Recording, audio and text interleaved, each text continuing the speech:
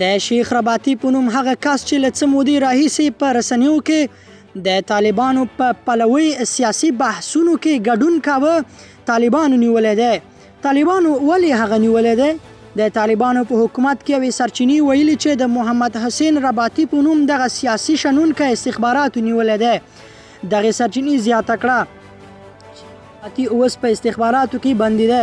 په خواله رسنیو کې د دغه کس داسې ویډیوګانې لاس پر لاس کیږي چې نوموړی د پښتونخوا په کوټه کې د پاکستان د جمعیت ګوند په یوه لویه غونډه کې د پاکستاني پوځ په پلوي وینا کوي.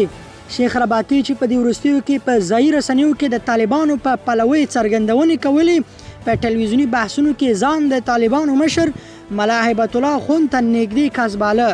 هغه رسنیو ته ویل چې د طالبانو مشر یې له نږدې لیدلی او د یو ملګري په توګه یې ورسره ناسته پاسته لرلې ده.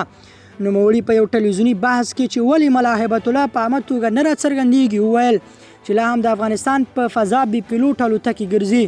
نوموړی له هوا په نښه کولو له ویرې نه غواړي چې عام محضر کې ځان راښکاره کړي. خو د طالبانو ادارې د کابل د پولیسو ویان خالد زادران پر خپله ټویټر پاڼه لیکلې د شیخ رباطي په نامه یو کس چې د څه مودې راهیسې په رسنیو کې راڅرګندېږي امیرالمؤمنین ته ځان نږدې معرفي کوي، غواړي په دې ډول د خپلو خبرو وزن ډیر کړي.